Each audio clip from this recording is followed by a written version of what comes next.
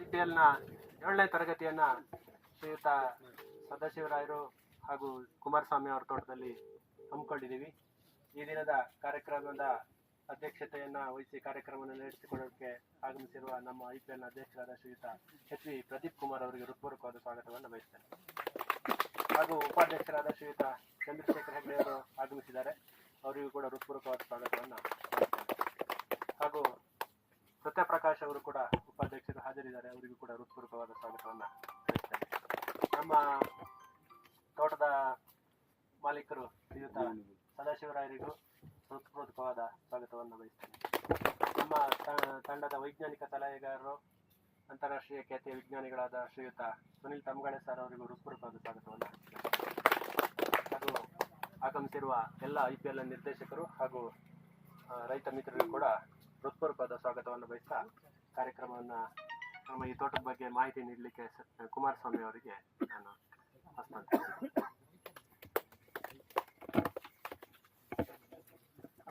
ಎಲ್ಲರಿಗೂ ನಮಸ್ಕಾರ. ಈ ತೋಟ ಕಾಫಿ ಹಾಕಿ ಇದಕ್ಕೆ ಒಂದು 40 ವರ್ಷ ಆಗಿದೆ, 40 ವರ್ಷ ಮೇಲೆ. ಬಟ್ ಏನಂದರೆ ಮುಂಚೆ ಇಲ್ಲಿ ನಮಗೆ ಮಳೆ ಅಷ್ಟೊಂದು ಕರೆಕ್ಟ್ ಆಗ್ತಿರ್ಲಿಲ್ಲ, ಬೇಸಿಗೆ ಮಳೆ. ಪ್ಲಸ್ ಇದಕ್ಕೆ ಇರಿಗೇಷನ್ ಫೆಸಿಲಿಟಿ ಏನೂ ಇರಲಿಲ್ಲ. ಒಂದು 20 ವರ್ಷ ಹಾಗೆ ಕಳೆದಿದೆ ಇದು, ಏನು ಅಂತ ಏನು ಕ್ರಾಪ್ ತೆಗೆದಿರಲಿಲ್ಲ.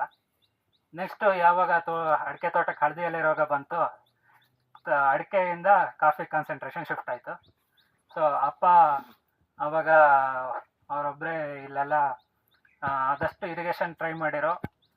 ಫಸ್ಟಿಗೆ ಒಂದು 20x20 ರಿಂಗ್ ಬಾವಿ ತೋರಿಸಿ ಅದರಲ್ಲಿ ಅಲ್ಯೂಮಿನಿಯಂ ಪೈಪ್ ಇಟ್ಬಿಟ್ಟು ಆದಷ್ಟು ಇರಿಗೇಷನ್ ಮಾಡ್ತಿದ್ರು.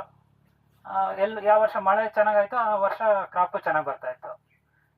ಅದೇ ಥರ ಆಗ್ತಾ ಬಂತು. ಮತ್ತು ನೆಕ್ಸ್ಟ್ ಒಂದು 2015-16ರಲ್ಲಿ ಕಂಪ್ಲೀಟಾಗಿ ಅಡಿಕೆ ತೋಟ ಹೋದ್ಮೇಲೆ ನಾವು ಕಂಪ್ಲೀಟ್ ಈ ಕಡೆಗೆ ಡೈವರ್ಷನ್ ಆದ್ವಿ. ಆವಾಗ ಅಂಡರ್ಗ್ರೌಂಡ್ ಶುರು ಮಾಡಿದ್ವಿ.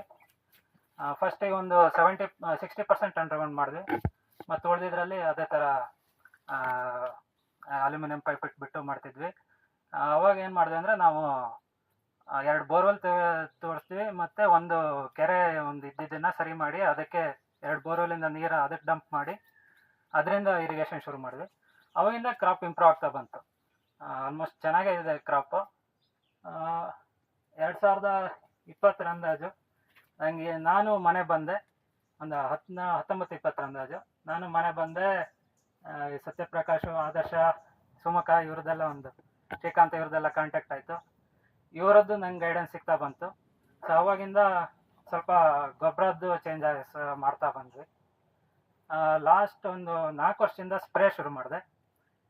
17-18ರಿಂದಾನೇ ಬೋರ್ಡ ಸ್ಪ್ರೇ ಮಾಡ್ತಿದ್ರು, ಬಟ್ ಬೇರೆ ಸ್ಪ್ರೇ ಇರಲಿಲ್ಲ. ಸೊ ಬೇರೆ ಫಾಲಿಯರ್ ಸ್ಪ್ರೇ ಶುರು ಮಾಡಿದ್ವಿ. ಫಸ್ಟಿಗೆ 2 ರೌಂಡ್ ಫಾಲಿಯರ್ ಮಾಡ್ತಿದ್ವಿ. ಲಾಸ್ಟ್ ಇಯರ್ 3 ರೌಂಡ್ ಮಾಡಿದ್ದೀವಿ. ಈ ವರ್ಷ 4 ರೌಂಡ್ ಮಾಡಬೇಕು ಅಂತಿದ್ದೀವಿ ಫಾಲಿಯರ್ ಸ್ಪ್ರೇ. ಕ್ರಾಪು ಅದೇ ಥರ ನಂಗೆ ಇಂಪ್ರೂವ್ ಆಗ್ತಾ ಇದೆ. ಗಿಡ ಅಂದರೆ ಫಸ್ಟಿಗೆ ಚೆನ್ನಾಗಿ ಮೇಂಟೈನ್ ಆಗಿರಲಿಲ್ಲ, ಸೊ ಗಿಡ ಶೇಪ್ ಅಷ್ಟೊಂದು ಚೆನ್ನಾಗಿಲ್ಲ. ಬಟ್ ನನಗನ್ಸೋದು ಗಿಡ ಶೇಪ್ಗಿಂತ ಕ್ರಾಪ್ ಇಂಪಾರ್ಟೆಂಟು. ಸೊ ಕ್ರಾಪ್ ಏನು ಮಾಡಬೇಕು ಅದಕ್ಕೆ ಮೇಂಟೈನ್ ಮಾಡ್ತಾಯಿದ್ದೀನಿ. ಈಗ ಫಸ್ಟಿಗೆ ಗಿಡ ಶೇಪ್ ಇಲ್ಲದೆ ಇರೋದ್ರಿಂದ ನಾನು ಇದ್ದ ಶೇಪಲ್ಲೇ ಮೇಂಟೈನ್ ಮಾಡ್ತಾಯಿದ್ದೀನಿ. ಆಮೇಲೆ ಇದರದು 9x9ಅಲ್ಲಿ. ಸೊ ಸೆಲೆಕ್ಷನ್ನು 9x9 ಒಳ್ಳೆಯದಲ್ಲ, ಅದು ತುಂಬ ಓವರ್ಲ್ಯಾಪ್ ಆಗುತ್ತೆ ಸೆಲೆಕ್ಷನ್ನು. ಓಲ್ಡ್ ರೋಬಸ್ಟ 2 ಸಿಂಟರ್ಗಾದರೂ ಓಕೆ. ಸೊ ಅದು ಓವರ್ಲ್ಯಾಪು ತುಂಬ ಇದೆ, ಒಂದು ಗಿಡದ ಮೇಲೆ ಒಂದು ಗಿಡ ಕೂತಿದೆ. ಆದರೂ ನನಗೆ ಮ್ಯಾಕ್ಸಿಮಮ್ ಒಂದು ಬ್ಲಾಕಲ್ಲಿ ನಾನು 50 ಚೀಲ ತನಕ ತೆಗ್ದಿದ್ದೀನಿ ಒಂದು ವರ್ಷ. ಆ ವರ್ಷ ಮಳೆನೂ ಕಡಿಮೆ ಇತ್ತು, 100 ಇಂಚ್ ಒಳಗಿತ್ತು ಮಳೆ. ಆ ವರ್ಷ ಚೆನ್ನಾಗೇ ಬಂತು. ಆಮೇಲೆ ಆನ್ ಆ್ಯವ್ರೇಜ್ 30-35 ಚೀಲ ಬರ್ತಿದೆ. ಈ ವರ್ಷ 40 ಮೇಲೆ ಎಕ್ಸ್ಪೆಕ್ಟೇಷನ್ ಇಟ್ಟಿದ್ದೀನಿ, ನೋಡ್ಬೇಕೇನಾಗುತ್ತೆ ಅಂತ.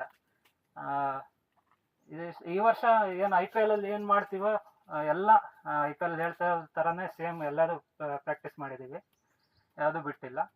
ಈ ವರ್ಷ ಈಗ ಫೆಬ್ರವರಿ 3rd ವೀಕ್ ಅಥವಾ 4th ವೀಕಲ್ಲಿ ನಾನು ಬ್ಲಾಸಮ್ ಇರಿಗೇಷನ್ ಶುರು ಮಾಡ್ತೀನಿ. ಕಂಟಿನ್ಯೂಸ್ ನಾನು ಮಳೆ ಬರಲಿಲ್ಲ ಅಂದರೆ ಕಂಟಿನ್ಯೂಸ್ ಮೇ ತನಕನೂ ಇರಿಗೇಷನ್ ಕೊಡ್ತೀನಿ.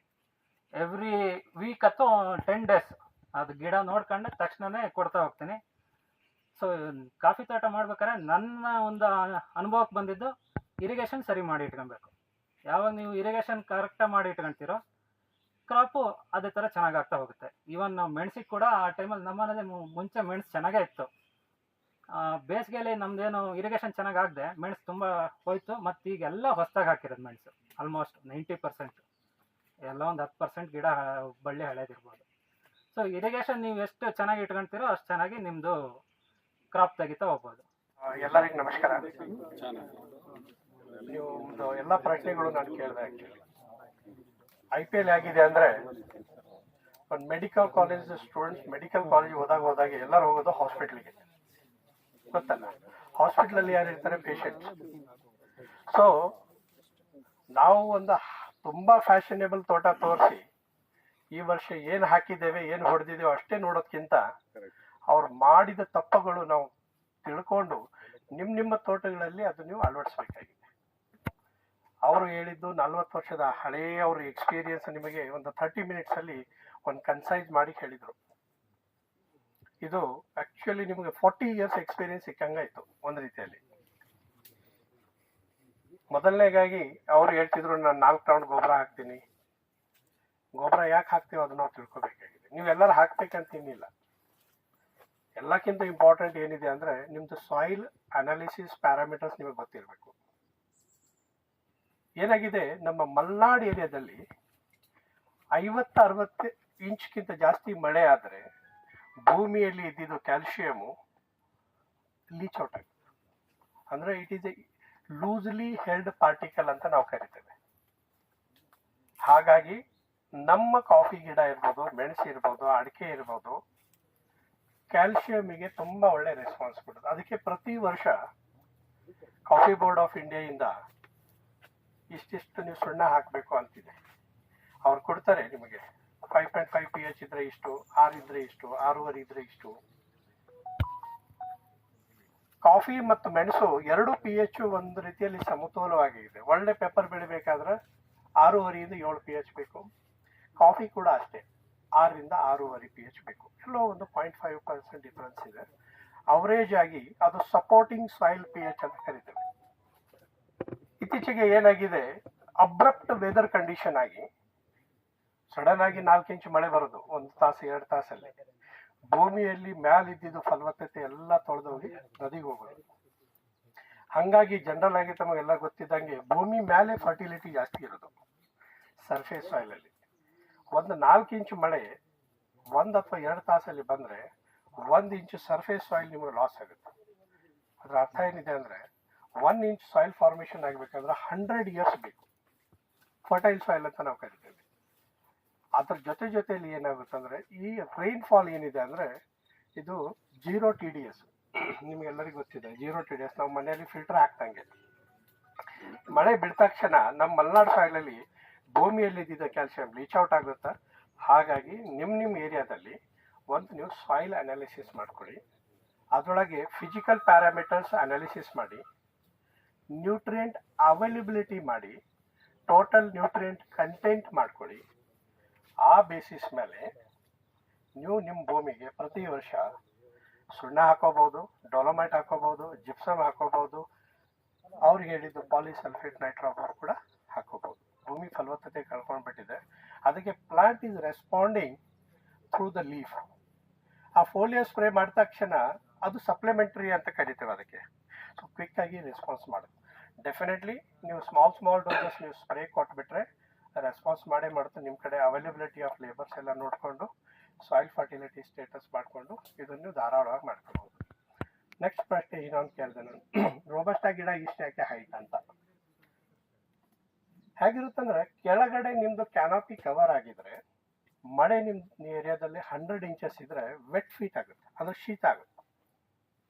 ಅಲ್ಲಿಂದ ಗಾಳಿ ಓಡ್ತಾ ಇದ್ರೆ ನಿಮಗೆ ಕೊಳೆ ಬರಲ್ಲ. ಮೊದಲನೇದಾಗಿ ಔಷಧಿ ಇಂಪಾರ್ಟೆಂಟ್ ಅಲ್ಲ, ಏರ್ ಸರ್ಕ್ಯುಲೇಷನ್ ಬಹಳ ಇಂಪಾರ್ಟೆಂಟ್ ಇದೆ. ಎರಡನೇದು ಗಿಡದ ಕ್ಯಾನೋಪಿ ಬಹಳ ಇಂಪಾರ್ಟೆಂಟ್ ಇದೆ. ಅದು ಹೇಗಿರ್ಬೇಕಾದ್ರೆ ಈ 4 ಬಟ್ಟು ಈ ತರ ಹೇಗೆ ಫ್ರೀ ಇದೆ ಆ ತರ ನೀವು ಒಂದು ಪ್ರೂನಿಂಗ್ ಮಾಡಬೇಕಾಗಿದೆ. ರೋಬಸ್ಟಾದಲ್ಲಿ ಎಲ್ಲಕ್ಕಿಂತ ಇಂಪಾರ್ಟೆಂಟು ಪ್ರೂನಿಂಗು, ಹ್ಯಾಂಡ್ಲಿಂಗು. ನೀವು ಪ್ರತಿ ವರ್ಷ ನಿಮ್ಮ ತೋಟದಲ್ಲಿ 1 ರೌಂಡ್ ಗೊಬ್ಬರ ಕಡಿಮೆ ಹಾಕಿದ್ರು ತೊಂದರೆ ಇಲ್ಲ. ಪ್ರೂನಿಂಗ್ ಮತ್ತು ಹ್ಯಾಂಡ್ಲಿಂಗ್ ಟೈಮ್ಲಿ ಮಾಡಿ, ನಿಮ್ದು 7.5-40 ಬ್ಯಾಗ್ ಬಂದ್ಬಿಡುತ್ತೆ. ಗೊಬ್ಬರ ಇಂಪಾರ್ಟೆಂಟ್ ಅಲ್ಲ, ಅದರ ಅದರದ್ದು ಬೆಳಕು ಗಾಳಿ ಒಳಗಡೆ ಬರಬೇಕು. ಇವ್ರು ಮಾಡಿದ್ದು ಹೈಟ್ ಏನಿದೆಯಲ್ಲ ಇದು ಡೆಫಿನೆಟ್ಲಿ ಒಳ್ಳೆ ಹೈಟ್ ಇದು. ನೀವು ಕೂಡ ಮಾಡ್ಕೋಬೇಕು. ಏನಾಗುತ್ತಂದ್ರೆ ಬಟ್ ಕುತ್ಕೊಂಡ್ರೆ ಈ ಗಿಡದಿಂದ ಆ ಗಿಡ ನಿಮಗೆ ಕಾಣಬೇಕು. 40 ಬ್ಯಾಗ್ಸ್ ಇಲ್ಲ, ನಿಮಗೆ 60, 70, 80 ಬ್ಯಾಗ್ಸ್ ಕೊಯ್ಯೋರು ಇದ್ದಾರೆ. ಸೊ ಹಾಗಾಗಿ height of the plant is very important. ಪ್ರತಿ ವರ್ಷ ಏನಾಗುತ್ತಂದ್ರೆ ರೋಬಸ್ಟಾ ಸರ್ಫೇಸ್ ಫೀಡಿಂಗ್ ಇರೋದ್ರಿಂದ ನ್ಯೂಟ್ರಿಯೆಂಟ್ ಅಬ್ಸಾರ್ಪ್ಷನ್ ಜಾಸ್ತಿ ಇರುತ್ತೆ. ಹಾಗಾಗಿ ಅಷ್ಟೇ ವೆಜಿಟೇಟಿವ್ ಗ್ರೋತ್ ಮೇಲ್ಗಡೆ ಬರುತ್ತೆ. ಆ ವೆಜಿಟೇಟಿವ್ ಗ್ರೋತ್ ಬಂದಾಗೆ ಅದು ಮೇಲೆ ಮಾತ್ರ ಹೆಲ್ದಿ ವೆಜಿಟೇಟಿವ್. ನೀವು ನೋಡ್ಬೋದು ಆಲ್ಮೋಸ್ಟ್ 6 to 7 ಪೇರ್ಸ್ 8 ಪೇರ್ಸ್ ಇದೆ. 8 ಪೇರ್ಸ್ ಅಂದ್ರೆ ಆಲ್ಮೋಸ್ಟ್ 1 ಟನ್ ಕ್ರಾಪ್ ನೆಕ್ಸ್ಟ್ ಇಯರ್ದು ರೆಡಿ ಇದೆ ಅಂತ. ಆಕ್ಚುಲಿ ಅವ್ರು ಹೇಳಿದ್ದಾರೆ ಗೋಚರ ತುಂಬಾ ಚೆನ್ನಾಗಿದೆ. ಈ ವರ್ಷ ಬೇರೆಯವ್ರಿಗೆ ಆಗಿದ್ದ ಪ್ರಾಬ್ಲಮ್ ಇವ್ರಿಗೆ ಕಡಿಮೆ ಆಗಿದೆ. ಯಾಕಂದ್ರೆ ಇವರು ಟೈಮ್ಲಿ ಆಪರೇಷನ್ಸ್ ತಗೊಂಡಿದ್ದಾರೆ, ಕಾಂಟ್ಯಾಕ್ಟ್ ಫಂಗಿಸೈಡ್ ಬಳಸಿದ್ದಾರೆ. ಎಲ್ಲಕ್ಕಿಂತ ಇಂಪಾರ್ಟೆಂಟ್ ಏನಿದೆ ಅಂದ್ರೆ ಬೋರ್ಡೋ. ನೀವು ಬೋರ್ಡೋ ಬಳಸ್ತಾ ಇದ್ದೀರಾ, ಬಟ್ ಅಲ್ಲಿ ನಂದೊಂದು ಸಜೆಷನ್ ಇದೆ. ಯಾರು ಸತತವಾಗಿ ಬೋರ್ಡೋ ಬಳಸ್ತೀರಾ ಅದರೊಳಗೆ ಕಾಪರ್ ಅಂಶ ಇರುತ್ತೆ. ಈ ಕಾಪರ್ ಏನ್ ಮಾಡುತ್ತಂದ್ರೆ ನಿಮಗೆ ಅರ್ತ್ ವರ್ಮಿಗೆ ಭಾರಿ ತೊಂದರೆ ಕೊಡುತ್ತೆ. ಕಾಪರ್ ಇದೆಯಲ್ಲ ಇದು ಭಾರಿ ತೊಂದರೆ ಕೊಡುತ್ತೆ. 4-5 ಕಾಂಟ್ಯಾಕ್ಟ್ ಫಂಗಿಸೈಡ್ ಅಂತ ನಾವು ಕರಿತೇವೆ.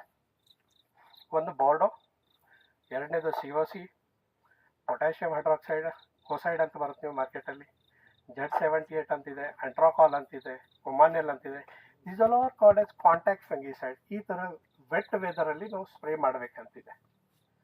ಬಟ್ ಅದ್ರೊಳಗೆ ಯಾವುದು ನಮಗೆ ಅರ್ತ್ ವರ್ಮಿಗೆ ಜಾಸ್ತಿ ಡ್ಯಾಮೇಜ್ ಮಾಡುತ್ತೋ ಅದು ನೀವು ನೋಡ್ಕೋಬೇಕಾಗಿದೆ. ಯಾಕಂದ್ರೆ ಭೂಮಿಗೆ ಫಲವತ್ತು ಮಾಡ್ಬೇಕಂದ್ರೆ ಅರ್ತ್ ವರ್ಮ್ ರೋಲು ಬಹಳ ಇಂಪಾರ್ಟೆಂಟ್ ಇದೆ. ಸೈಂಟಿಫಿಕಲಿ ಪ್ರೂವ್ ಆಗಿದೆ copper is not good for the earth worm ಅಂತ ಹೇಳಿ. ಬಟ್ ಏನಾಗಬೇಕಂದ್ರೆ ನಾವು ಬೆಳೆ ಸಲುವಾಗಿ ನಾವು ಅದು ಬಳಸಲೇಬೇಕಾಗಿದೆ. ದ ಮೊಮೆಂಟ್ ದ ಬೋರ್ಡೋ ಜಾಸ್ತಿ ಬಳಸಿ ಅದರಿಂದ ಕೆಳಗಡೆ ಫಂಗಲ್ ಇನ್ಫೆಕ್ಷನ್ಗೆ ಅದು ಏನು ಕೆಳಗಡೆ ಬೀಳುತ್ತೆ ನೋಡಿ, ನಿಮ್ಗೆ ಆ ತೋಟದಲ್ಲಿ ಅರ್ತ್ ವರ್ಮೇ ಕಾಣೋದಿಲ್ಲ. ನೀವು ನೋಡಿ, ನಿಮ್ದು ಪ್ರಾಕ್ಟಿಕಲ್ ಎಕ್ಸ್ಪೀರಿಯನ್ಸ್ ನೋಡಿ, ಯಾರ್ಯಾರು ಪೆಪ್ಪರ್ಗೆ ಅತಿ ಪ್ರಮಾಣದಲ್ಲಿ ಬೋರ್ಡೋ ಹೊಡಿತಾರೆ ಅಲ್ಲಿ ನಿಮ್ಗೆ ಅರ್ತ್ ವರ್ಮೇ ಕಾಣಲ್ಲ. ಪ್ರೊವೈಡೆಡ್ ನಿಮ್ಮ ಭೂಮಿಯಲ್ಲಿ ಹೈಯೆಸ್ಟ್ ಕಾಂಪೋಸ್ಟ್ ನೀವು ಹಾಕಿರ್ಬೇಕು, ಆರ್ಗ್ಯಾನಿಕ್ ಮ್ಯಾಟರ್ ಜಾಸ್ತಿ ಇರಬೇಕು. ಆ ಅರ್ತ್ ವರ್ಮ್ ಏನ್ ಮಾಡುತ್ತಂದ್ರೆ ಆ ಟಾಕ್ಸಿಸಿಟಿ ಮೇಲೆ ಕಾಪರ್ ಕಂಡ ತಕ್ಷಣ it will go to deeper layer. After few days again it will come back. ಯಾಕಂದ್ರೆ ಕಾಪರ್ ಏನಾಗುತ್ತೆ ಅಂದ್ರೆ ಕಿಲೇಷನ್ ಆಗ್ಬಿಡ್ತದೆ. It will get binded with other organic matter. So ಹಾಗಾಗಿ ನೀವು ಏನೋ ಒಂದು ಸಿಂಪರಣೆ ಮಾಡಬೇಕಾದ್ರೆ ನಿಮ್ದು pH ಬ್ಯಾಲೆನ್ಸಿಂಗ್ ಮಾಡಿಕೊಂಡು ನೀವು ಬಳಸಿ. ಒಂದು ಪ್ರಾಬ್ಲಮ್ ಸಾಲ್ವ್ ಆದ್ರೆ ಇನ್ನೊಂದು ಪ್ರಾಬ್ಲಮ್ ನಮ್ಗೆ ಕ್ರಿಯೇಟ್ ಆಗುತ್ತೆ. ಹಾಗಾಗಿ ಬೋರ್ಡೋ ಡೆಫಿನೆಟ್ಲಿ ನಮ್ಮ ಮಲೆನಾಡಿಗೆ ಅದು ಒಂದು ಅಮೃತ ಇದ್ದಂಗೆ. ಎಲ್ಲ ಡಿಸೀಸಿಗೆ ಅದು ಒಂದೇ ಔಷಧಿ. ಜನರಲ್ ಆಗಿ ನೀವು ಎರಡೂ ನೋಡಬೇಕಾಗಿದೆ ನಿಮ್ಮ ತೋಟದಲ್ಲಿ ಅದು ಹೇಗೆ ಮಾಡೋದು. ಈ ಬ್ಲಾಕ್ ಅಲ್ಲಿ ಆಕ್ಚುಲಿ ಇದು ತುಂಬಾ ಒಳ್ಳೆ ತೋಟ. ರೋಬಸ್ಟಾ ನೋಡಿದ್ರೆ ಆಕ್ಚುಲಿ ಎಲ್ಲರ ಕಣ್ಣು ಕೆಂಪು ಆಗೇ ಆಗ್ತದೆ. ಯಾಕಂದ್ರೆ ಒಳ್ಳೆ ಕ್ರಾಪ್ ಇದೆ, ಇದು ಎಲ್ಲರಿಗೂ ಗೊತ್ತಿದೆ. ಇದು ಡೆಫಿನೆಟ್ಲಿ 40 ಬ್ಯಾಗಿಗೆ ಏನು ಕಡಿಮೆ ಕ್ರಾಪ್ ಇಲ್ಲ, ತುಂಬಾ ಚೆನ್ನಾಗಿದೆ. ಎಲ್ಲ ಕ್ಯಾನಪಿ ಮತ್ತು ಗೋಲ್ಚಲ್ಗಳು ನೋಡಿದ್ರೆ ಮತ್ತು ಹೊಸ ಚಿಗುರು ಕೂಡ ಚೆನ್ನಾಗಿದೆ. ಇವೆಲ್ಲ ಶ್ರೇಯ ಅವ್ರು ಮಾಡಿದ ಕೆಲಸಕ್ಕೆ. ಅವ್ರು ಮೊದಲೇ ಹೇಳಿದ್ದಾರೆ IPL ಅಲ್ಲಿ ನಾವು ಏನೇನೋ ರೆಕಮೆಂಡೇಶನ್ ಕೊಡ್ತೇವೆ ಅದೇ ನಾವು ಬಳಸೋದು ಅಂತ ಹೇಳಿ. ಡೆಫಿನೆಟ್ಲಿ ಅದೇ ಅವ್ರು ಬಳಸ್ತಿದ್ದಾರೆ. ಸಾಯಿಲ್ ಅಪ್ಲಿಕೇಶನ್ ಇರ್ಬೋದು, ಫೋಲಿಯರ್ ಇರ್ಬೋದು. ಇವ್ರಿಗೆ ಹೆಂಗಿದೆ ನೋಡಿ, ಈ ತರ ಬಿಸಿಲು ಬಂದಾಗೆ the productivity and photosynthesis double ಆಗಿ ಆಗುತ್ತೆ. ಸೊ ಹಾಗಾಗಿ ಡೆಫಿನೆಟ್ಲಿ ಇವರಿಗೆ ಒಂದು ರೋಬಸ್ಟಾಗಿ ಒಳ್ಳೆ ಕ್ರಾಪ್ ಇದೆ. ನೆಕ್ಸ್ಟ್ ಬಂದಿದ್ದು ಬ್ಲ್ಯಾಕ್ ಪೆಪ್ಪರ್. ಇದು ಹೇಗಾಗಿದೆ ಬ್ಲ್ಯಾಕ್ ಪೆಪ್ಪರ್ ನಿಮ್ಗೆ ಕಾಣ್ತಾ ಇಲ್ಲ. ಅವ್ರ ಮಿಸ್ಟೇಕ್ಸ್ ಆಲ್ರೆಡಿ ಸ್ಟಾರ್ಟಿಂಗ್ ಅಲ್ಲಿ ಸೂಕ್ಷ್ಮವಾಗಿ ನಿಮಗೆ ಹೇಳಿದ್ರು. ನಾವು ತೊಟ್ಟಲ್ ಗುಂಡಿ ಮಾಡಿದ್ದೇವೆ. ಈ ವರ್ಷ ಮಳೆ ಜಾಸ್ತಿ ಆಗಿ ನೀರು ನಿಂತ್ಕೊಂಡು ಆ ಸತತವಾಗಿ ಮತ್ತೆ ಬೇರೆ ಹತ್ರ ಬಂದು ಸ್ವಲ್ಪ ಬಳ್ಳಿಗಳು ವೀಕ್ ಆಗಿದಾವೆ. ಇದು ಸತ್ಯನೇ, ನೀವು ಎಲ್ಲ ನೋಡ್ಕೋಬಹುದು. ತೋಟದಲ್ಲಿ ಸ್ವಲ್ಪ ತೊಟ್ಟಲ್ ಗುಂಡಿ ಜಾಸ್ತಿ ಆಗಿದೆ. ಆಕ್ಚುಲಿ ಪೆಪ್ಪರಿಗೆ ಹೇಗಿದೆ ಅಂದ್ರೆ ಒಂದು ಲೈಟ್ ಸ್ಲೋ ಪ್ಲಾಟ್ ಇರಬೇಕು. ಪೆಪ್ಪರ್ ಇಂದ ಮಿನಿಮಮ್ 6 to 7 ಫೀಟ್ ದೂರದಲ್ಲಿ ಮಾತ್ರ ನಿಮ್ದು ಚರಂಡಿ ಇರಬೇಕು, ತೊಟ್ಟಲ್ ಗುಂಡಿ ಇರಬೇಕು ಮಿನಿಮಮ್. ಜನರಲ್ ಆಗಿ ಏನಾಗುತ್ತಂದ್ರೆ ನಾವು ಬ್ಲಾಂಕೆಟ್ ಆಗಿ ನಾವು ತೊಟ್ಟಲ್ ಗುಂಡಿ ಮಾಡ್ಕೋತಾ ಹೋದ್ರೆ ಒಂದು ಬೇರ್ ಕಟ್ ಆಗೋ ಚಾನ್ಸಸ್ ಜಾಸ್ತಿ ಇದೆ. ಎರಡನೇದು ವಾಟರ್ ಸ್ಟ್ಯಾಗ್ನೇಷನ್ ಕೂಡ ಚಾನ್ಸಸ್ ಇದೆ. ಹಾಗಾಗಿ ವಾಟರ್ ಸ್ಟ್ಯಾಗ್ನೇಷನ್ ಆಗಬಾರ್ದು. ಮಳೆ ಎಕ್ಸ್ಟ್ರಾ ಬರಲಿ, ನಿಮಗೆ ಮಳೆ ಯಾವಾಗಲೂ ತೊಂದರೆ ಕೊಡೋದಿಲ್ಲ ಪೆಪ್ಪರ್ಗೆ. ಹಾಗಾದ್ರೆ Dharmasthala side, Udupi side 200-250 inch ಮಳೆ ಇದೆ, ಒಂದು ಪೆಪ್ಪರ್ ಬಳ್ಳಿ ಇರಬಾರ್ದಲ್ಲಿ. ಹಾಗಾದ್ರೆ ನಂಬರ್ 1 ಪೆಪ್ಪರ್ ಬಳ್ಳಿಗಳು ಇದ್ದಾವೆ. ಎರಡನೇದು ನಿಮ್ಮ ಸಾಯಿಲ್. ಈಗ ಇವ್ರು ಆಗಲೇ ಹೇಳಿದ್ರು ನನ್ನ ಸಾಯಿಲ್ ಸ್ವಲ್ಪ ಅಂಟ ಮಣ್ಣಿದೆ ಅಂತ. ಅದರ ಅರ್ಥ ಏನಿದೆ ಅಂದ್ರೆ ಇವ್ರದ್ದು water holding capacity of his soil is 43-44% ಇದೆ ಅಂತ. ನೀವು ಸಾಯಿಲ್ ಅನಾಲಿಸಿಸ್ ಮಾಡ್ಕೊಳ್ಳಿ. ಅದೇ ಸಾಯಿಲ್ ಅನಾಲಿಸಿಸ್ ನೀವು ಮೊನ್ನೆ ಪುತ್ತೂರು ಹೋಗಿದ್ರಲ್ಲ, ಅವ್ರು ಏನಾರ ಸಾಯಿಲ್ ಅನಾಲಿಸಿಸ್ ಮಾಡಿಕೊಂಡು ಫಿಸಿಕಲ್ ಪ್ಯಾರಾಮೀಟರ್ಸ್ ಅನಾಲಿಸಿಸ್ ಮಾಡಿದರೆ 35, 36, 37% ಬರುತ್ತೆ. ಅಂದ್ರೆ ಒಂದು ಗ್ಲಾಸಲ್ಲಿ ನೀವು ಮಣ್ಣು ತಗೊಂಡ್ರೆ ಇಷ್ಟೇ ನೀರು ಹಿಡಿದು 37% ಮಾತ್ರ ಹಿಡಿಯೋದು. ಸೊ ಇವ್ರದ್ದು ಸ್ವಲ್ಪ 43, 44 ಬರ್ಬೋದು. ಅದು ಒಂದು ದೊಡ್ಡ ರೀಸನ್ನು ಈ ಥರ ಒಂದು ವಿಲ್ಟ್ ಬರೋಕ್ಕೆ. ಸೊ ಎಲ್ಲಾರ್ದು ಈ ಪ್ರಶ್ನೆಗಳು ಏನಿದೆ ನಿಮ್ಮ ತೋಟದಲ್ಲಿ ಬಂದಿಲ್ಲ ಅಂತ, ನಮ್ಮ ತೋಟದಲ್ಲಿ ಬಳ್ಳಿಗಳು ಹಳದಿ ಆಗ್ತಾ ಇದ್ದಾವೆ ಅಂತ. ತಮಗೆಲ್ಲರಿಗೂ ಗೊತ್ತಿದ್ದಂಗೆ ಬ್ಲ್ಯಾಕ್ ಪೇಪರಲ್ಲಿ 5-6 ಕಾಯಿಲೆಗಳು ಇದ್ದಾವೆ. ಎಲ್ಲರಿಗೂ ಈಗ ಇವತ್ತು ಬರ್ನಿಂಗ್ ಟಾಪಿಕ್ ಅಂದರೆ ಒಂದು ಫೈಟೋಪ್ತೇರಾ. ಒಂದು ಬಳ್ಳಿ ನೋಡಿದರೆ ಮಧ್ಯೆ ಮಧ್ಯೆ ಹಳದಿ ಕಾಣುತ್ತೆ ನಿಮಗೆ, ಯೆಲ್ಲೋವಿಂಗ್ ಕಾಣುತ್ತೆ ನಿಮಗೆ, ಒಂದು ಸಡನ್ ಆಗಿ ಎಲೆ ಡ್ರಾಪಿಂಗ್ ಆಗುತ್ತೆ. ಸೊ ಒಂದು ಕ್ವಿಕ್ ವಿಲ್ಟ್ ಅಂತ ನಾವು ಕರಿತೇವೆ. ಮ್ಯಾಲಿಂದ ಯಾವುದೋ ತೋಟದಿಂದ ನೀರು ಬರ್ತಾ ಇರುತ್ತೆ, ಬಳ್ಳಿಯಿಂದ ಹತ್ತಿರದಿಂದ ಹೋಗ್ತಾ ಇರುತ್ತೆ, ಅದು ಗೊತ್ತಾಗೋದಿಲ್ಲ ನಮಗೆ. ಬಳ್ಳಿ ಹತ್ತಿರದಿಂದ ಬಂದು ವಾಟರ್ ಕಂಟಿನ್ಯೂಸ್ ಆಗಿ ಅಕ್ಯುಮುಲೇಷನ್ ಆದರೆ ಅಲ್ಲಿ ಮೇಲ್ಗಡೆ ಇರೋ ತೋಟದಲ್ಲಿ ಇರೋದು ಫಂಗಸ್ಸು ಅಥವಾ ಬೇರೆ ಕಡೆ ಎಲ್ಲೋ ಇದು ಫಂಗಸ್ಸು ಅಲ್ಲಿ ಬಂದು ಅಕ್ಯುಮುಲೇಟ್ ಆಗುತ್ತೆ. ಯಾಕಂದರೆ ಎಲ್ಲ ಫಂಗಸ್ ಮಣ್ಣಲ್ಲೇ ಇರೋದು. ಸೊ ಅದಕ್ಕೆ ಒಂದು ಹೋಸ್ಟ್ ಸಿಗುತ್ತೆ, ಅದಕ್ಕೆ ಒಂದು ಸೋರ್ಸ್ ಸಿಗುತ್ತೆ. ಸೊ ಅಟ್ಯಾಕ್ ಆಗಿ ಅಲ್ಲಿ ಒಂದು ಇನ್ಫೆಕ್ಷನ್ ತಯಾರಾಗಿ ಅದೊಂದು ಕ್ವಿಕ್ ವಿಲ್ಟ್ ತಯಾರಾಗುತ್ತೆ. ಎರಡನೇದು ಸ್ಲೋ ವಿಲ್ಟ್ ಅಂತ ನಾವು ಕರಿತೀವಿ. 2-3 ವರ್ಷದಿಂದ ಬಳ್ಳಿ ಎಲ್ಲೋನೇ ಇರುತ್ತೆ, ಬಟ್ ಬಳ್ಳಿ ಸಾಯಲ್ಲ, ಬಟ್ ಸ್ಲೋಲಿ ಅದು ಹೋಗ್ತಾನೆ ಇರುತ್ತದೆ. ಅದಕ್ಕೆ ಸ್ಲೋ ವಿಲ್ಟ್ ಅಂತ ಕರಿತೇವೆ. ಆ ಸ್ಲೋ ವಿಲ್ಟಿಗೆ ಇನ್ನೂ ಒಂದು ಭಾಷಣದಲ್ಲಿ ಸ್ಲೋ ಡಿಕ್ಲೈನ್ ಅಂತ ಕೂಡ ಕರಿತೇವೆ ನಾವು. ಸೊ ಸ್ಲೋ ಡಿಕ್ಲೈನ್ ಅಂದರೆ ಏನು? ಇದು 2 ರೀತಿಯಲ್ಲಿ ಆಗುತ್ತೆ ನಮಗೆ. ಒಂದು ಫೈಟೋಪ್ತೇರಾ ಕ್ಯಾಪ್ಸಿಕಾಯಿ ಅಂತ ಹೇಳಿ ಒಂದು ಫಂಗಸ್ ಇದೆ, ಆ ಫಂಗಸ್ ಮತ್ತು 2 ನಿಮ್ಯಾಟೋಡ, ಮೆಲಡೋಗೈನೆ, ರಾಡೋಫಿಲಸ್ ಅಂತೇಳಿ ಇಬ್ಬರು ಸೇರಿ ಆ ಫೈನ್ ರೂಟ್ ಸಿಸ್ಟಮಿಗೆ ಅಟ್ಯಾಕ್ ಮಾಡ್ತಾರೆ. ಇದು ಭೂಮಿಯಲ್ಲಿ ಬರೋದು 2 ರೋಗಗಳು, ಒಂದು ನಿಮ್ಯಾಟೋಡು, ಫೈಟೋಪ್ತೇರಾ ಮತ್ತು ಸ್ಲೋ ವಿಲ್ಟ್ ಸಂಬಂಧಪಟ್ಟಿದ್ದು ರೋಗ. ಆಮೇಲೆ ಭೂಮಿ ಮೇಲೆ ಬರುತ್ತೆ ಒಂದು ಸ್ವಲ್ಪ. ಈಗ ಒಂದು ಮ್ಯಾಲಿನ ತೋಟಕ್ಕೆ ನಿಮಗೆ ಒಂದು ರೋಗಗಳು ಇರ್ತವೆ, ಪಶ್ಚಿಮದಿಂದ ಪೂರ್ವಕ್ಕೆ ಗಾಳಿ ಬರ್ತಾ ಇರುತ್ತೆ ನಿಮಗೆ. That is called as aerial infection ಅಂತ ನಾವು ಕರಿತೇವೆ. ಆ ಏರಿಯಲ್ ಫೈಟೋಪ್ತೇರಾ ಅಂತ ಕೂಡ ಬರುತ್ತದೆ. ಅದ್ರ ಜೊತೆಯಲ್ಲಿ ಅಂಥ್ರಾಕ್ನೋಸ್ ಅಂತ ಬರುತ್ತೆ, ಕೊಲೆಟೋಟ್ರೈಕಮ್ ಅಂತ ಹೇಳಿ, ಗ್ಲೋಸ್ಪೆರಡೈಸ್ ಅಂತ ಹೇಳಿ ಒಂದು ಫಂಗಲ್ ಇನ್ಫೆಕ್ಷನ್ ಇದೆ, ಅದು ಕೂಡ ಅಟ್ಯಾಕ್ ಆಗುತ್ತೆ. ಅದರ ಜೊತೆಯಲ್ಲಿ ಮತ್ತು ರಾಟಿಂಗ್ ಇದೆ, ಲೀಫ್ ರಾಟ್ ಇದೆ, ಈ ಥರ 3-4 ಕಾಯಿಲೆ ನಿಮ್ಮ ತೋಟಗಳಲ್ಲಿ ನೋಡೋದು. ನಾವು ಇವತ್ತು ಏನು ಮಾಡ್ಬೇಕಂತ ಮಾಡಿದ್ದೇವೆ, ಬೇಸಿಕಲಿ ಏನಿದೆ, ಎಲ್ಲರ ತೋಟದಲ್ಲಿ ರೋಗಗಳು ಇದೆ, ಏನು ಮಾಡಬೇಕು, ಏನು ಹೊಡಿಬೇಕಂತೇಳಿ ಎಲ್ಲರೂ ಕೇಳ್ತಾರೆ. ಬಟ್ ಎಲ್ಲಿ ಮಾಡಬೇಕು, ಯಾವ ಪೋರ್ಷನಲ್ಲಿ ಮಾಡಿದ್ರೆ ಅದು ಕರೆಕ್ಟಾಗಿ ಟ್ರೀಟ್ಮೆಂಟ್ ಗಿಡಕ್ಕೆ ಹೋಗುತ್ತೋ. ಜನರಲ್ ಆಗಿ ನಮ್ಮ ತೋಟದಲ್ಲಿ ಎಲ್ಲೋ ಬರ್ದ ತಕ್ಷಣ ನಾವೇನು ಶಾಪಿಗೆ ಹೋಗ್ತೇವೆ, ತುಂಬ ಬಳ್ಳಿಗಳು ನಮ್ಗೆ ಹಳದಿ ಆಗಿದೆ, ನಾವು ಏನು ಹೊಡಿಬೇಕು, ಏನು ಹಾಕಬೇಕು, 2 ಕೇಳೋದು ನಾವು. ಏನು ಹೊಡೆಯೋದೇನೋ ಹಾಕೋದೇನೋ ಭೂಮಿಗೆ, ಬಟ್ ಅದು ರಿಸಲ್ಟ್ ಬರುತ್ತಾ ಅಥವಾ ನಾವು ಯಾವ ಪೋರ್ಷನಲ್ಲಿ ಹಾಕಿದ್ರೆ ಕರೆಕ್ಟಾಗಿ ರಿಸಲ್ಟ್ ಬರುತ್ತೆ ಅದು ನಾವು ಅರ್ಥ ಮಾಡ್ಕೋಬೇಕು. ಹಾಗಾಗಿ ಇವತ್ತು ನಾವು ಒಂದು ಲೈವ್ ಡೆಮಾನ್ಸ್ಟ್ರೇಷನ್ ನಿಮಗೆ ಮಾಡ್ತೇವೆ. ಲೈವ್ ಅಂದರೆ ನಿಮಗೊಂದು ಅರ್ಥ ಆಗ್ಬೋದು. ಈ ಒಂದು ಬಳ್ಳಿ ಒಂದು ಎಲ್ಲೋ ಆಗಿ ಸತ್ತಿದೆ ಅಂದರೆ, ಹೋಗಿದೆ ಅಂದರೆ, ಆ ಪರ್ಟಿಕ್ಯುಲರ್ ಯಾವ ಪೋರ್ಷನ್ನಲ್ಲಿ ನೀವು ಟ್ರೀಟ್ಮೆಂಟ್ ಕೊಟ್ಟರೆ ಆ ಬಳ್ಳಿಗೆ ಉಳಿಸ್ಕೋಬೋದು. ಸೊ ಹಾಗಾಗಿ ಇವತ್ತು ಒಂದು ಬಳ್ಳಿ ತೆಗಿಸಿ ಅದಕ್ಕೆ ನಾವು ಒಂದು ತೋರಿಸ್ತೇವೆ. ಅದರ ಜೊತೆಯಲ್ಲಿ ಈಗ ನೋಡಿ, ಇದು ಒಂದು ಇನ್ಫೆಕ್ಷನ್ ನೀವು ನೋಡ್ಕೋಬೋದು. ಇದು ಭೂಮಿ ಮೇಲೆ ಬರೋದು ರೋಗಗಳು. ಇದು ಲೀಫ್ ರಾಟ್ ಕಾಣ್ತಾ ಇದೆ ನಿಮಗೆ, ಇದು ಏರಿಯಲ್ ಫೈಟೋಪ್ತೇರಾ ಅಂತ ಕರಿಬೋದು, ಫಂಗಲ್ ಇನ್ಫೆಕ್ಷನ್, ಫೈಟೋಪ್ತೇರಾ ಕ್ಯಾಪ್ಸಿಕಾಯಿ. ಇದೂ ಫೈಟೋಪ್ತೇರಾ ಕ್ಯಾಪ್ಸಿಕಾಯಿ. ಮತ್ತು ಈ ಮಧ್ಯದಲ್ಲಿ ಏನಾಗುತ್ತಂದ್ರೆ, ಇದೇ ಗರಿ ಇದ್ದಾಗೆ ಇಲ್ಲಿ ಒಂದು ಚುಕ್ಕೆ, ಇಲ್ಲಿ ಒಂದು ಚುಕ್ಕೆ, ಇಲ್ಲಿ ಒಂದು ಚುಕ್ಕೆ ನಿಮ್ಮ ತೋಟದಲ್ಲಿ ಕಾಣ್ತಾ ಇರುತ್ತೆ ನೋಡಿ, ಅದು anthracnose. So it's a combination of both the infection. ಒಂದು ಅಂಥ್ರಾಕ್ನೋಸು ಇದೆ, ಫೈಟೋಪ್ತೇರಾನು ಇದೆ. ಆಮೇಲೆ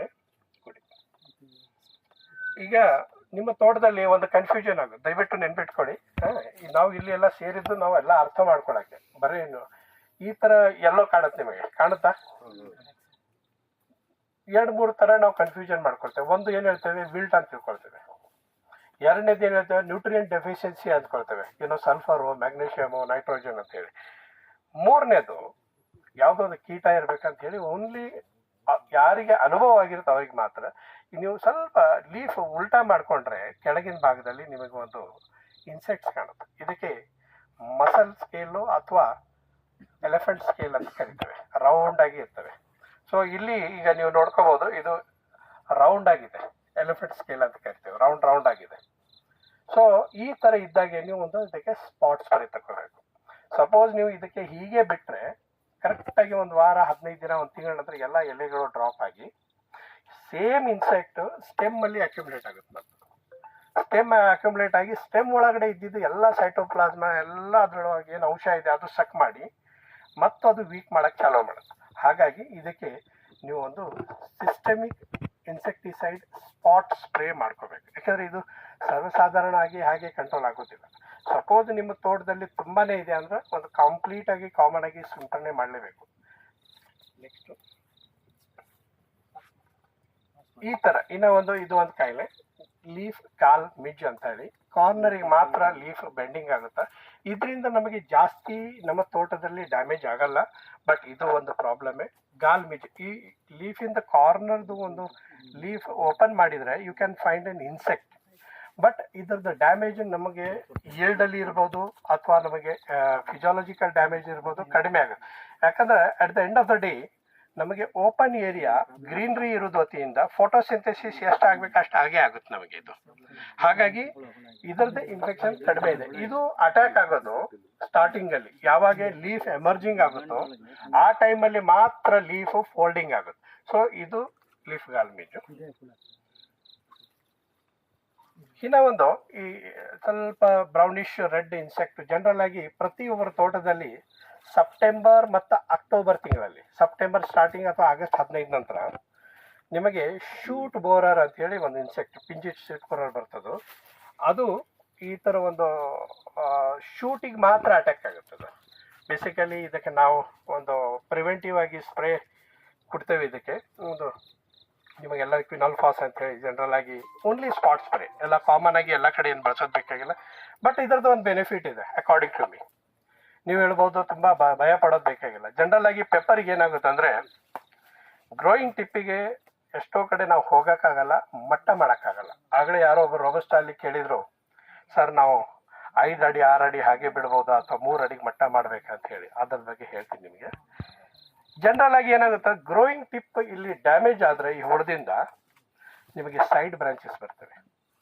ಇದು ಒಂದು ಬೆನಿಫಿಟ್ ಇದೆ ನಿಮಗೆ. ಒಂದು ಕಡೆ ಲಾಸ್ ಇದೆ, ಇನ್ನೊಂದು ಕಡೆ ಬೆನಿಫಿಟ್ ಇದೆ. ಯಾಕಂದರೆ ಈ ಹುಳ ಕೆಳಗಡೆ ಮಾತ್ರ ಬ್ರಾಂಚಸ್ಸಿಗೆ ಅಟ್ಯಾಕ್, ದೊಡ್ಡ ಬ್ರಾಂಚಸ್ಸಿಗೆ ಅಟ್ಯಾಕ್ ಆಗಲ್ಲ. ನೀವು ನೋಡ್ಕೊಳ್ಳಿ, ಇವೆಲ್ಲ ನಿಮಗೆ 6 ಫೀಟ್ 7 ಫೀಟ್ 8 ಫೀಟ್ 9 ಫೀಟಿಗೆ ಮಾತ್ರ ಮೇಜರ್ ಆಗಿ ನಿಮಗೆ ಎದ್ದು ಕಾಣೋದು. ಹಾಗಾಗಿ ಬೈ ಚಾನ್ಸ್ ಇದ್ರೆ ಅಂಥವ್ರು ಟೆನ್ಷನ್ ತಗೊಳ್ಳೋದು ಬೇಕಾಗಿಲ್ಲ. ಬೈ ಚಾನ್ಸ್ ಇದು ತುಂಬಾ ಅಟ್ಯಾಕ್ ಆಗ್ತಾ ಇದ್ರೆ ಇದಕ್ಕೆ ಒಂದು ಪ್ರಿವೆಂಟಿವ್ ಆಗಿ only at the shoot part, ಎಲ್ಲಿ ಸಾಫ್ಟ್ ಸೆಕ್ಯುಲೆಂಟ್ ಬ್ರಾಂಚಸ್ ಇದೆ ಅದಕ್ಕೆ ಮಾತ್ರ ಒಂದು ಇನ್ಸೆಕ್ಟಿಸೈಡ್ ಸ್ಪ್ರೇ ಮಾಡಿದರೆ ಆ ಮರಿಗಳು ಏನಿದಾವೆ ಅದು ಮಾತ್ರ ಕಂಟ್ರೋಲ್ ಮಾಡ್ಕೋಬಹುದು. ನೆಕ್ಸ್ಟ್, ಈಗ ಎಲ್ಲಕ್ಕಿಂತ ಇಂಪಾರ್ಟೆಂಟ್ ಏನಿದೆ ಅಂದರೆ, ನಾವೊಂದು ಜನರಲ್ ಆಗಿ ಎಲ್ಲ ತೋಟಗಳಲ್ಲಿ ಈ ಥರ ಎಲೆಗಳು ಕಾಣ್ತಿರ್ತವೆ. 2-3 ರೀಸನ್ ಇದೆ ಈ ಥರ, ನಾವು ಭಯ ಪಡೆಯೋದು ಬೇಕಾಗಿಲ್ಲ. ಸ್ಟಾರ್ಟಿಂಗಲ್ಲಿ ಎಲೆ ಎಮರ್ಜೆನ್ಸ್ ಆಗ್ತಾ ಇರುತ್ತೆ in the month of April, May, June. ಆ ಟೈಮಲ್ಲಿ ಎಲೆ ಎಮರ್ಜ್ ಆಗೋ ಟೈಮಲ್ಲಿ ನಿಮಗೆ ಸನ್ಲೈಟ್ ಇರಬೇಕಂತಿದೆ ಫೋಟೋಸಿಂಥೆಸಿಸ್ಗೆ. ಸರಿಯಾಗಿ ಸನ್ಲೈಟ್ ಆಗಲಾರ್ದೆ ಸರ್ಟನ್ ಪ್ಲಾಂಟ್ಸಲ್ಲಿ ಏನಾಗುತ್ತಂದರೆ ಫೋಟೋಸಿಂಥೆಸಿಸ್ ಆಗಲಾರ್ದೆ ಇದು ಕ್ಲೋರೋಫಿಲ್ ಗ್ರೀನ್ ಆಗಲ್ಲ, ಇದು ಹಾಗೇ ಉಳಿಯುತ್ತದೆ. So there is a confusion, ಇದು ಡೆಫಿಷಿಯನ್ಸಿನ ಇದು ಡಿಸಾರ್ಡರ್ ಅಂತ. there is a difference between deficiency and disorder. Disorder is the result of lack of photosynthesis. ಅಂದರೆ ನಮಗೆ ಸೂರ್ಯನ ಕಿರಣ ಅಷ್ಟು ಬೀಳಿಲ್ಲ ಅಂದರೆ ನಮಗೆ ಇದೇ ಥರ ಎಲೆ ಉಳಿದು ಇದೇ ಥರ ನಿಮಗೆ. ಬಟ್ ಇದಕ್ಕೆ ನೀವು ರೋಗ ಅಂಥೇಳಿ ಕನ್ಫ್ಯೂಸ್ ಮಾಡ್ಕೊಳ್ಳೋದು ಬೇಕಾಗಿಲ್ಲ. ಇದು ಏನಿದೆ ಇದು ರೋಗ ಅಂಥೇಳಿ ಕನ್ಫ್ಯೂಸ್ ಮಾಡೋದು ಬೇಕಾಗಿಲ್ಲ. This is the disorder arised out of the photosynthesis, ಅಂದರೆ ಲ್ಯಾಕ್ ಆಫ್ ಸನ್ಲೈಟ್. ಅದು ಸೊ ನಿಮಗೆ ಕರೆಕ್ಟಾಗಿ ಸನ್ಲೈಟ್ ಇದ್ದರೆ ಈ ಬಳ್ಳಿಗಳಲ್ಲಿ ಕಾಣುತ್ತಲ್ಲ ಸುಮಾರು ಗ್ರೀನ್ ಬಳ್ಳಿಗಳು ಇದೆ ನೋಡಿ, ಅದಕ್ಕೆ ಎಷ್ಟು ಬೇಕೋ ಅಷ್ಟು ಸನ್ಲೈಟ್ ಬಿದ್ದು ಫೋಟೋಸಿಂಥೆಸಿಸ್ ಆಗಿದೆ. ಸೊ ಹಾಗಾಗಿ ಒಂದು ಸರಿ ಇದು ಒಂದು ಲೆವೆಲ್ಗೆ ಈ ಥರ ಮ್ಯಾಚುರಿಟಿ ಆಯ್ತಂದ್ರೆ ಇದಕ್ಕೆ ನೀವು ಬದಲಾವಣೆ ಮಾಡೋಕ್ಕಾಗಲ್ಲ. It will remain as it is, it will complete its life cycle till it has to be there on the plant. ಅಂದರೆ ಅಲ್ಲಿ ತನಕ ಮಾತ್ರ ಹೇಳುತ್ತೆ, ಡ್ರಾಪ್ ಆಗುತ್ತೆ. ಹೊಸ ಲೀಫ್ ಬರೋ ಟೈಮಲ್ಲಿ ಒಳ್ಳೆ ಫೋಟೋಸಿಂಥೆಸಿಸ್ ಆಗಬೇಕಾದ್ರೆ ನೀವು ಕರೆಕ್ಟಾಗಿ ಈ ಥರ ಓಪನ್ ಇರಬೇಕು. ಈ ತೋಟಗಳು ನೋಡಿ ನೀವು ಆಲ್ಮೋಸ್ಟ್ 95% ಓಪನ್ ಇದೆ ಈ ತೋಟ. 90 to 95% ಓಪನ್ ಇದೆ. ಇದನ್ನು ಒಂದು ಚಾಲೆಂಜ್ ರೋಬಸ್ಟಾಗಿ, ಇದು ಬ್ಲ್ಯಾಕ್ ಪೇಪರಿಗೆ ತುಂಬಾ ಓಪನ್ ಆದರೂ ಒಂದು ಚಾಲೆಂಜ್. ಅವಾಗ ಏನಾಗುತ್ತೆ ಅಂದರೆ ಇವ್ರ ಕೆಳಗಡೆ ಒಳ್ಳೆ ಫಲವತ್ತತೆ ಆರ್ಗ್ಯಾನಿಕ್ ಕಾರ್ಬನ್ ಮೇಂಟೈನ್ ಮಾಡಬೇಕು. ಆರ್ಗ್ಯಾನಿಕ್ ಕಾರ್ಬನ್ ಸರಿಯಾಗಿ ಮೇಂಟೈನ್ ಮಾಡಿದ್ರೆ root development on the lower side correct ಆಗಿರುತ್ತೆ. ಸಡನ್ ಆಗಿ ನಿಮ್ಮ ತೋಟದಲ್ಲಿ ನೀವು ಈ ಥರ ಹೆವಿ ಶೇಡ್ ಲಾಪಿಂಗ್ ಮಾಡಿದರೆ ಅದು ಕೂಡ ಪ್ರಾಬ್ಲಮ್ಮೇ. ಸೊ ಹಾಗಾಗಿ ಬಹಳ ಕೇರ್ಫುಲ್ ಆಗಿ ಫೋಟೋಸಿಂಥೆಸಿಸ್ ಆಗಬೇಕು. ಆ ರೂಟ್ ಡೆವಲಪ್ಮೆಂಟ್ ಆಗಬೇಕಂದ್ರೆ ಮೆಣಸಲ್ಲಿ ಎಲ್ಲಕ್ಕಿಂತ ಇಂಪಾರ್ಟೆಂಟು ಕೆಳಗಿಂದ ರೂಟ್ ಮಾತ್ರ ಅಲ್ಲ. ಆ್ಯಕ್ಚುಲಿ ನೀವು ನೋಡಿ, ಎಲ್ಲ ತೋಟಗಳಲ್ಲಿ ಏನಾಗುತ್ತೆ ಅಂದರೆ ಓಪನ್ ಇದ್ದಾಗೆ ಆ ಜಡಿ ಮಳೆ ಬರುತ್ತೆ ನೋಡಿ, starting from May 15 to June 15, ಆ ಟೈಮಲ್ಲಿ ಮಾತ್ರ ನಿಮ್ದು ಕ್ರಾಪ್ ಸೆಟ್ಟಿಂಗ್ ಆಗೋದು. ಬ್ಲ್ಯಾಕ್ ಪೆಪ್ಪರ್ ಹೇಗಿದೆ ಅಂದರೆ ಇಟ್ಸ್ ಹ್ಯೂಮಿಡ್ ಕ್ರಾಪ್, ಅಂದರೆ ನಿಮಗೆ ತುಂಬ ಡ್ರೈ ಆದರೂ ಪ್ರಾಬ್ಲಮ್ಮೇ, ತುಂಬ ವೆಟ್ ಆದರೂ ಪ್ರಾಬ್ಲಮ್ಮೇ. ಇದಕ್ಕೆ ಹೇಗಿದೆ ಅಂದರೆ ಅವರೇಜ್ ಆಗಿ ಒಂದು ಟೆಂಪ್ರೇಚರು ಒಂದು 28 ಡಿಗ್ರಿ ಸೆಲ್ಸಿಯಸ್ ಇರಬೇಕು. 23 to 32 ಡಿಗ್ರಿ ಸೆಲ್ಸಿಯಸ್ ಮಧ್ಯದಲ್ಲಿ ಬೆಸ್ಟ್ ಬ್ಲ್ಯಾಕ್ ಪೆಪ್ಪರ್ ಬರೋದು. ಬಟ್ ನಮ್ದು ಈ ವರ್ಷ ಏನಾಯ್ತಂದ್ರೆ ಟೆಂಪರೇಚರ್ ಇನ್ ದ ಸಾಯಿಲು ಅಥವಾ ಅಟ್ಮಾಸ್ಫಿಯರಲ್ಲಿ ತಗೋಬೋದು. ಜನರಲ್ ಆಗಿ ಭೂಮಿಯಲ್ಲಿ ಈ ವರ್ಷ ನಮ್ಗೆ ಆಲ್ಮೋಸ್ಟ್ ಒಂದು 15, 16, 17 ಡಿಗ್ರಿ ತನಕ ಟೆಂಪರೇಚರ್ ಹೋಯಿತು. ಸೊ ಅವರೇಜ್ ಆಗಿ ಟೆಂಪರೇಚರ್ ನಮ್ಗೆ ಸ್ವಲ್ಪ ಜಾಸ್ತಿನೇ ಇರಬೇಕಾಗಿದೆ. ಈ ವರ್ಷ ತುಂಬಾನೇ ಕೋಲ್ಡ್ ಆಯಿತು, ಫೋಟೋಸಿಂಥೆಸಿಸ್ ಸರಿ ಆಗಲಿಲ್ಲ, ಮೇಲ್ಗಡೆ ಕ್ಲೌಡಿ ವೆದರ್ ಆಯಿತು. ಹಾಗಾಗಿ ಎಲ್ಲ ತೋಟಗಳಲ್ಲಿ ಅವನ್ಯಾನ್ ಅವರೇಜು ಒಂದು ರೀತಿಯಲ್ಲಿ ಡಿಸ್ಟರ್ಬ್ಡ್ ಯೆಲ್ಲೋವಿಂಗ್ ಇದೆ. ಸೊ ಹಾಗಾಗಿ ನೀವು ಅದಕ್ಕೆ ಕಾಪಾಡಬೇಕು.